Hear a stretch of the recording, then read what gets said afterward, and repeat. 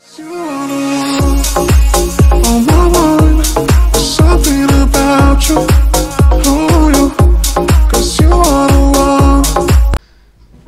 5 মে বাংলাদেশ চলচ্চিত্র শিল্পী সমিতির নির্বাচনে কার্যনির্বাহী সদস্য পদে নির্বাচিত হয়েছেন চিত্রনায়িকা পপি। এ নিয়ে তিনি বেশ উচ্ছ্বসিত।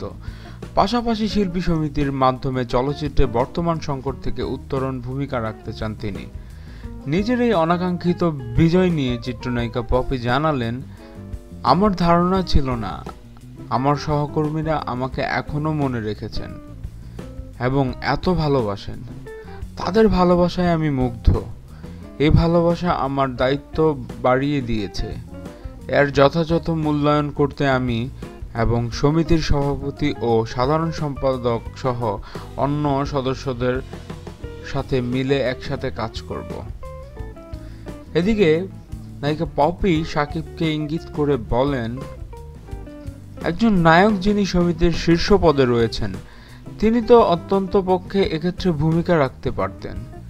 তিনি তা করেননি, বরং তিনি সুযোগ পেয়েছেন, এটাই তার কাছে যথেষ্ট হয়ে দাঁড়িয়েছে। নিয়ম অনুযায়ী অন্য কেউ সুযোগ পেল কিনা তা তিনি দেখছেন না। উল্টো আমাদের দেশের টেকনিশিয়ান ও কলাকুশলীদের বদনাম করেছেন শাকিব খান। সমিতির শীর্ষ পদে থেকে কি করে তিনি এমন কথা বলেন, অথচ আমাদের এই চলচ্চিত্রই তাকে তৈরি করেছে। পপি তীব্র নিন্দা জানিয়ে আরো বলেন, তিনি যা করেছেন নিজের স্বার্থ হাসিল করা ছাড়া আর কিছুই করেননি। তিনি অনেক বড় বড় কথা বলেন। যদি তাকে প্রশ্ন করা হয় নিজের সিনেমা ছাড়া চলচ্চিত্রের আর কি প্রসার ঘটিয়েছেন, তাহলে কি জবাব দেবেন?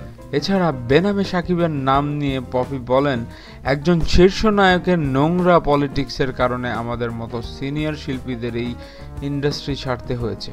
পপি আরও বলেন, আমি, ফেরদৌস, শাবনূর, পূর্ণিমা, রিয়াজ, আমাদের পারিবারিক ব্যাকগ্রাউন্ড এত বাজে না যে আমরা এই নোংরা রাজনীতির সঙ্গে পাল্লা দেব। তবে সবশেষে তিনি আশা নিয়ে বলেন, এবার সব ঠিক হবে।